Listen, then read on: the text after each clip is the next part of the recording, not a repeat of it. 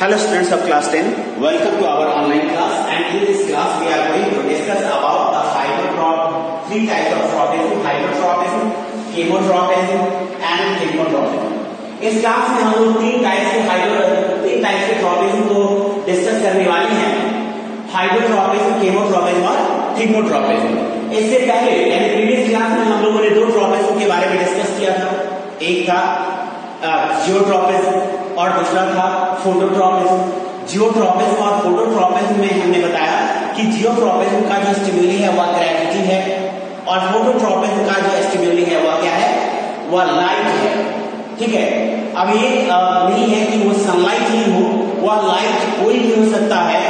हाँ, उसकी इंटेंसिटी इतनी होनी चाहिए कि वह फोटोसिंथेसिस प्रोसेस को कम से कम इनिशिएट कर सके, शुरुआत कर सके। तो इस तरह से हमने बताया कि आपको दो तरह के ट्रोपिज्म हैं और दो तरह के ट्रोपिज्म का हमने डिस्कस कर लिया था। अब इस बचे हुए तीन ट्रोपिज्म का हमने डिस्कस करना है। इसमें से पहला ट्रोपिज्म हम लोग उठाते हैं हाइड्रोट्रोपिज्म। इस हाइड्रोट्रोपिज्म का स्टिम्युली हमने पहले ही बताया था आपको कि इसका स्टिम्युली होता है वाटर, यानी growth moment of plant part है ना, इन रिस्पॉन्स टू स्टिम्युली वाटर। यानी प्लांट का जो पार्ट का ग्रोथ मोमेंट है वह कौन सा स्टिम्युली उसको जो है वह गाइड करता है, किस स्टिम्युली के अकॉर्डिंग इसमें ग्रोथ मोमेंट होते हैं, तो दैट इज वाटर। यहाँ पर वाटर एक स्टिम्युली का वर्क करता है। ठीक है, वाटर क्या है, तो एक स्टिम्युली का वर्क करता है और वह प्लांट के पार्ट के ग्रोथ के डायरेक्शन को क्या करेगा, तो वह डिटरमाइन करता है, वह डायरेक्शन को डिसाइड कर देता है किस डायरेक्शन में उसका ग्रोथ होगा। हमने आपको बताया कि प्लांट के पार्ट्स जो हैं वह सभी पार्ट्स अलग अलग स्टिम्युली के लिए अलग अलग रिस्पॉन्स देते हैं। कुछ प्लांट के पार्ट्स किसी स्टिम्युली के लिए पॉजिटिव रिस्पॉन्स देंगे और कुछ प्लांट के पार्ट्स जो हैं वह उसका उसी पर्टिकुलर स्टिम्युली के लिए नेगेटिव रिस्पॉन्स देते हैं। जैसे हमने फोटोट्रोपिज्म बताया था कि प्लांट का शूट पार्ट जो होता है वह मेनली जो है वह सनलाइट के मेनली जो है वह लाइट के पॉजिटिव रिस्पॉन्स देता है, जबकि उसके रूट्स जो हैं वह लाइट के नेगेटिव रिस्पॉन्स देते हैं। ठीक जस्ट अपोजिट, उसी के अपोजिट यहाँ पर रिस्पॉन्स हो जाता है ना।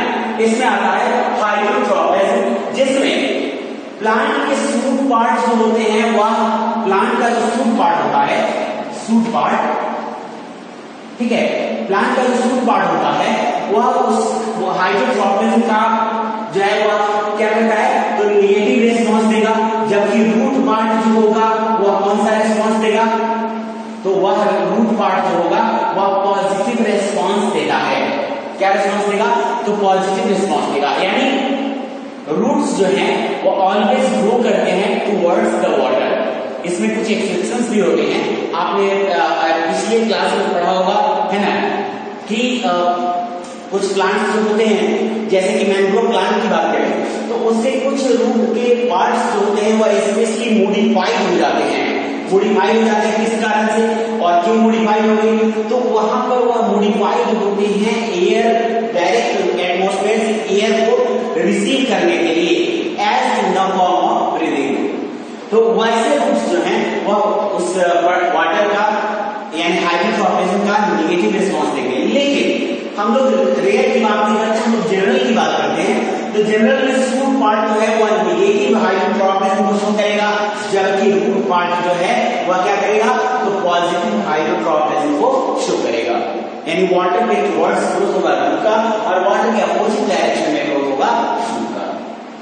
अब इसके बाद हम लोग एक और बात को देख लेते हैं कि जैसे हमने जियोट्रोपिज्म को पढ़ा था कि जियोट्रोपिज्म में जो है रूट के ग्रोथ के डायरेक्शन को डिटरमाइन करता है, रूट के ग्रोथ के डायरेक्शन को डिसाइड करता है कौन, तो जियोट्रोपिज्म यानी ग्रेविटी भी अपना एक इफेक्ट डालता है उसके डायरेक्शन पर। ठीक है, ग्रेविटी, लेकिन ग्रेविटी से ज्यादा स्ट्रॉन्ग स्टिम्युली, ग्रेविटी से ज्यादा स्ट्रॉन्ग स्टिम्युली होता है ना, हाइड्रो यानी वाटर स्टिम्युली जो है, वाटर स्टिम्युली इसका ग्रेविटी से ज्यादा पावरफुल रिस्पॉन्स देता है, ज्यादा पावरफुल स्ट्रॉन्ग स्टिम्युली होता है ऑन वाटर। क्योंकि वाटर जो है वह रूट के डायरेक्शन को ग्रेविटी के अगेंस्ट भी ग्रो करने में, है ना, ग्रो करने पर उसे क्या कर सकता है, उसे मजबूत कर सकता है, उसे डायरेक्शन चेंज करने पर, ग्रेविटी के अगेंस्ट भी डायरेक्शन चेंज करने पर उसे, है ना, मजबूत कर सकता है। जैसे एक एक्सपेरिमेंट हम लोग करते हैं, एक एक्सपेरिमेंट में हम लोग क्या करते हैं कि एक पॉजिटिव प्लांट लिया और एक पॉट ले लिया, उस पॉट में एक मतलब थिन लेयर ऑफ जो है सॉइल डाल देते हैं, थिन लेयर डाल देते हैं, ठीक है, और उसमें कुछ सीड्स डाल देते हैं। देखिए हम लोग जब भी एक्सपेरिमेंट के लिए किसी भी सब्सटेंस को चूज करते हैं तो हम खास करके ऐसे सब्सटेंस को ज्यादा चूज करते हैं जो कि हमें उसका रिजल्ट भी प्रोवाइड करे और रिजल्ट के साथ साथ क्विक रिजल्ट दे, ये हमारा जो है रिसर्च करना जरूरी है। तो हम ऐसे सीड्स लेते हैं जो कि क्विकली जर्मिनेट हो सके, जैसे कि मूंग और जिसे हम लोग ग्रीन ग्राम कहते हैं, या फिर ग्राम यानी चना ले सकते हैं। अब हम लोग देखते हैं कि इस एक सीड में दो पार्ट होते हैं, एक पार्ट होता है जिसे हम लोग कहते हैं ट्यूब्यूल और दूसरा पार्ट होता है जिसे हम लोग कहते हैं रेडिकल, ठीक है। तो ट्यूब्यूल से शूट्स डेवलप होते हैं, जबकि रेडिकल से क्या डेवलप होंगे, रूट्स डेवलप होते हैं। अब सबसे पहले किसी भी सीड में जब वह जर्मिनेट होता है तो उसमें रेडिकल डेवलप होते हैं, तो हम देखते हैं कि रेडिकल स्टार्टिंग में उस पॉट से नीचे की तरफ डेवलप होता है, ठीक है, उसमें वाटर कहां होगा, तो इसी थिन लेयर ऑफ सॉइल में अवेलेबल होगा। तो स्टार्टिंग में सभी के जो रेडिकल्स हैं वह ग्राउंड मतलब ग्रेविटी उसको उसके डायरेक्शन को क्या करता है, डिसाइड कर देता है और सभी रेडिकल्स ग्राउंडवर्ड ग्रो अप करते हैं। लेकिन जब उन्हें डाउनवर्ड्स यानी नीचे की तरफ वाटर अवेलेबल नहीं होता तो अगेन वह क्या करते हैं कि अपनी डायरेक्शन को चेंज करके उस सोर्स ऑफ वाटर की तरफ अपनी डायरेक्शन को चेंज कर लेते हैं, ठीक है।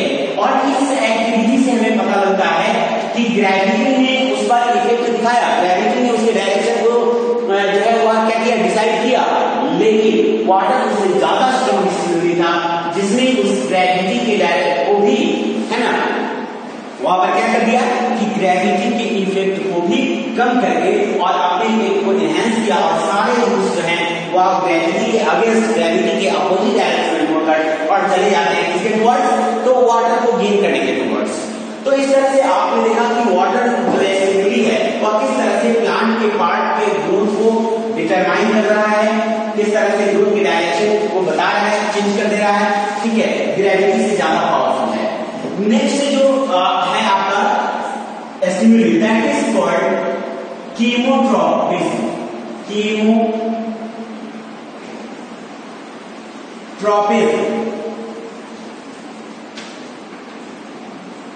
ठीक है। कीमोट्रोपिज्म की हम बात करें तो कहता है कि growth of plant parts, growth of plant parts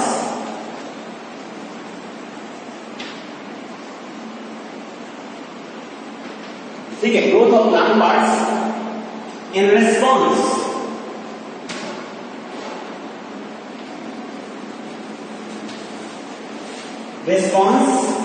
to chemical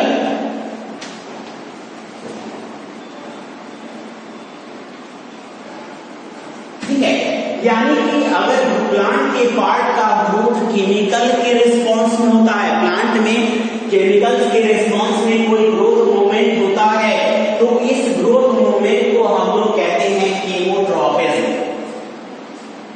chemotropism कहां पर शुरू हुआ, इसका हम लोग एक एग्जाम्पल ले सकते हैं और उसको एक्सप्लेन करके देख सकते हैं।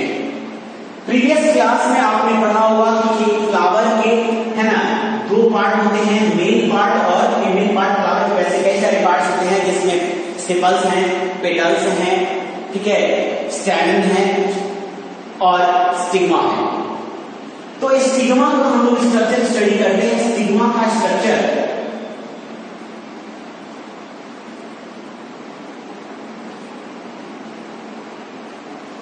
ठीक है, ये स्टिग्मा का स्ट्रक्चर होता है। स्टिग्मा जब मैच्योर हो जाता है, स्टिग्मा जब रेडी हो जाता है केमिकल्स को रिसीव करने के लिए, तो वह सबसे पहले जब केमिकल के रूप वह केमिकल के रूप में रिसीव करता है पॉलन ग्रेन्स को। जैसे ही पॉलन ग्रेन्स इस पर आते हैं केमिकल्स, जो इसमें मैच्योर होता है, यह सिग्मा का जो सरफेस होता है वह फौरन से राइटिंग हो जाता है और इस पर एक लिक्विड को सेक्रीट करता है। ठीक है, उसमें वह क्या सेक्रीट करेगा? एक लिक्विड को सेक्रीट करता है, जिसे हम लोग नेक्टर कहते हैं। स्वीट स्मेलिंग जूस होता है, उसे नेक्टर कहते हैं। या पॉलन ग्रेन्स जब इस पर पहुंचता है तो उसको वह नॉरिशमेंट यानी न्यूट्रिशन प्रोवाइड करता है, ताकि वह पर्टिकुलर जर्मेटिक सेल्स सर्वाइव कर सके। और जैसे ही यह पहुंचता है, इसमें एक ट्यूबुलर स्ट्रक्चर का फॉर्मेशन होना शुरू हो जाता है। एक ट्यूबुलर स्ट्रक्चर फॉर्म होना शुरू हो जाता है। वह ट्यूबुलर स्ट्रक्चर इस सिग्मा से स्टार्ट होता है और स्टाइल से होते हुए वह ओवरी तक पहुंच जाता है। यानी यह इनिशिएशन या जो ग्रोथ का मूवमेंट है या जो ग्रोथ है का प्रोसेस है, वह कब शुरू हुआ? तब शुरू हुआ जबकि पॉलन ग्रेन स्टिग्मा के सरफेस पर पहुंचा। ठीक है, और तब उसमें इस ट्यूब का फॉर्मेशन स्टार्ट हो जाता है, जो स्टाइल से होते हुए और ओवरी तक पहुंचता है। इस ट्यूब का इंपॉर्टेंस क्या है? तो एक्चुअली इसी ट्यूब के थ्रू जो पॉलन ग्रेन्स हैं वह इस ट्यूब के थ्रू पहुंचेंगे कहां तक? उस ओवरी तक पहुंचेंगे और ओवरी से वह एंटर करेंगे ओव्यूल में, इसी ट्यूबुलर स्ट्रक्चर के थ्रू, जहां पर सीड्स का फॉर्मेशन हुआ। तो इस तरह से जो प्लांट में ऐसा ग्रोथ मूवमेंट है जिसको कि केमिकल एक स्टिमुली की तरह उसके ग्रोथ के टाइमिंग को डिटरमाइन करता है, डिसाइड करता है, तो इसको हम लोग कहते हैं, इस तरह के ग्रोथ मूवमेंट को हम लोग क्या कहते हैं? तो इसको हम लोग कहेंगे केमोट्रॉपिज्म। ठीक है स्टूडेंट्स, तो हमने दो ट्रॉपिज्म या दो ट्रॉपिक मूवमेंट के बारे में पढ़ा, एक हाइड्रोट्रॉपिज्म और दूसरा केमोट्रॉपिज्म। अब हम लोग आते हैं थर्ड ट्रॉपिज्म के बारे में, थर्ड ट्रॉपिक मूवमेंट के बारे में। ठीक है, दैट इज कॉल्ड थिग्मोट्रॉपिज्म। इससे पहले आप लोग देख लेंगे कि जो है प्लांट का हमने जैसे पहले भी कहा था कि सभी ट्रॉपिज्म दो तरह के होते हैं, एक पॉजिटिव और दूसरा नेगेटिव ट्रॉपिज्म।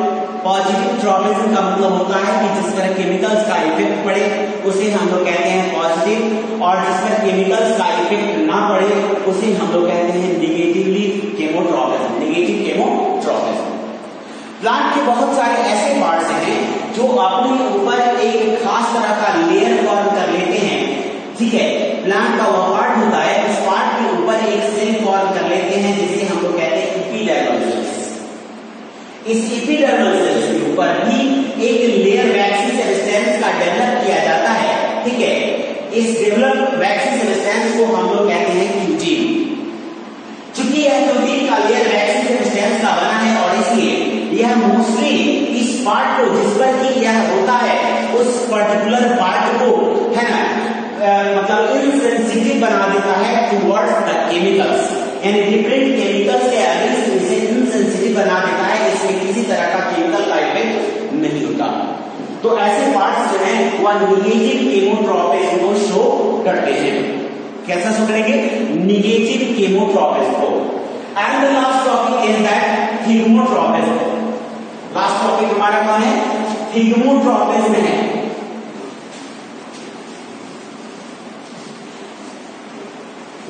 चलिए थिग्मोट्रॉपिज्म के बारे में हम लोग डिस्कस करेंगे।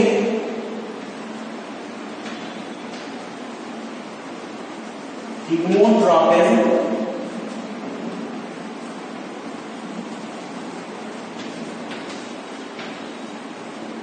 ठीक है, यहां पे कहता है कि growth movement of plant part, growth movement of plant part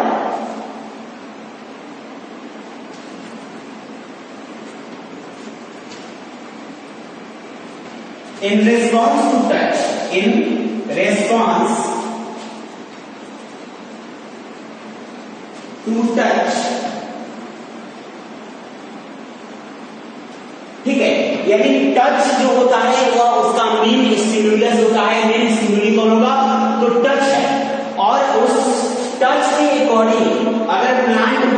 में कोई ग्रोथ मूवमेंट होता है तो उसको हम लोग कहते हैं थिग्मोट्रोपिज्म। ठीक है, आप देखेंगे कि प्लांट का कौन सा ऐसा पार्ट है जो इस पर्टिकुलर स्टिमुली को रिस्पॉन्स प्रोवाइड करता है।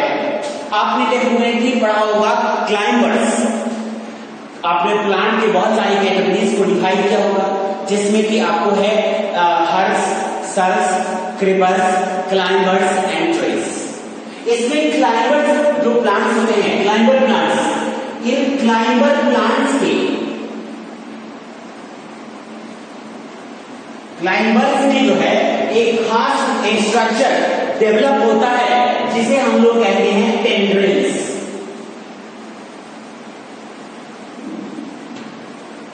ठीक है, क्या डेवलप होता है? टेंड्रिल्स डेवलप होते हैं, और ये टेंड्रिल्स हमेशा किसी न किसी चीज को पकड़ने की, किसी न किसी चीज को होल्ड करने के फिराक में रहते हैं, ये होल्ड करना चाहते हैं। ठीक है, जैसे ही इस प्लांट के पार्ट में डेवलप होने वाला जो ये पतला सा धागे जैसा फाइब्रस स्ट्रक्चर है, जब भी किसी चीज के कांटेक्ट में आता है, किसी बेस के कांटेक्ट में आता है, फौरन से वो उसके आसपास स्पाइरली है, उसमें क्या होता है, तो उसमें स्पाइरली चारों तरफ से, ठीक है, स्पाइरली इसमें लिपट जाता है, क्यों होल्ड करता है, क्योंकि इसके स्टेम के पास एनफ स्ट्रेंथ नहीं होता, तो वह उसको होल्ड करके उसे एनफ स्ट्रेंथ प्रोवाइड करता है ताकि वह सीधे खड़े रह सके और खड़े होकर वह अपने लिए रिक्वायर्ड सभी मटेरियल्स, सभी रिक्वायर्ड फैवरेबल कंडीशंस गेन कर सके। ठीक है, सभी फेवरेबल कंडीशंस गेन कर सके, और इसलिए इस तरह का इसमें एडेप्टेशन होता है। ठीक है, अब इसमें कहता है कि प्लांट के कुछ पार्ट्स जो है वो पॉजिटिवली यानी पॉजिटिव थिग्मोट्रोपिज्म को शो करते हैं, और कुछ पार्ट्स जो होते हैं वह निगेटिव थिग्मोट्रोपिज्म को शो करते हैं। इसमें पॉजिटिव का तो हमने आपको बता दिया कि tendrils of some plants, tendrils of climbers shows positive thigmotropism, while कुछ प्लांट्स जो है वह टच के प्रति कोई सेंसेशन प्रोवाइड नहीं करते हैं। ठीक है, टच के प्रति किसी तरह का सेंसेशन प्रोवाइड नहीं करते हैं। जैसे जो प्लांट्स क्लाइंबर्स नहीं है, ट्रीज नहीं है, वह टच के अगेंस्ट किसी तरह का सेंसेशन प्रोवाइड नहीं करते, वह किसी तरह का सेंसिटिविटी शो नहीं करते। तो अगर कोई पार्ट ऐसा करता है तो उस तरह के रेस्पॉन्स को, उस तरह के ग्रोथ मोमेंट को हम लोग कहते हैं निगेटिव थिग्मोट्रोपिज्म। ठीक है, क्या कहते हैं उसे? निगेटिव थिग्मोट्रोपिज्म कहते हैं। अब हम लोग देखेंगे सिग्निफिकेंस ऑफ ट्रोपिज्म। ट्रोपिज्म का सिग्निफिकेंस यानी इसका इंपॉर्टेंस क्या है ट्रोपिज्म का? एक्चुअली इसके सभी स्टिमुली इसके डिफरेंट प्लांट के पार्ट्स को, ठीक है, ग्रोथ करने में उसकी हेल्प करते हैं, उसके पार्ट्स के ग्रोथ के डायरेक्शन को डिसाइड करते हैं, और यह जरूरी इसलिए है ताकि प्लांट्स जो हैं वो अपने सभी required and favourable conditions gain कर सके जो कि उसके ग्रोथ के लिए रिक्वायर्ड होता है ना। तो इसका सिग्निफिकेंस है कि इसमें plants gain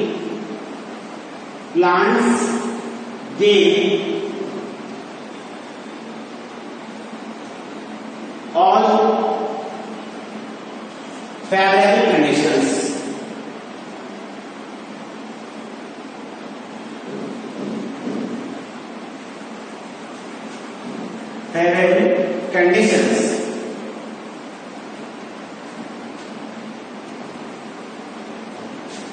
that are required for the growth and development of plant। और इसीलिए हमने कुछ एग्जांपल्स आपको ऐसा भी दिया जो होना तो चाहिए था उस ट्रोपिज्म की पॉजिटिव उसका ग्रोथ, लेकिन क्या होता है कि रियली वह क्या करता है उसके उस पर्टिकुलर स्टिमुली के अगेंस्ट भी रिस्पॉन्स दे सकता है। ठीक है, और यह ऐसा इसलिए होता है क्योंकि एक जो मतलब एक स्टिमुली जो है, ठीक है ना, वह दूसरे स्टिमुली पर ज्यादा पावरफुल हो जाता है, और वो दूसरा स्टिमुली उसके डायरेक्शन को क्या करता है, डिटरमाइन करने लगता है, डायरेक्शन को चेंज करने लगता है। ठीक है स्टूडेंट्स, तो इस तरह से हमने अपने टॉपिक को एंड किया है and rest of in next class. Okay, thank you.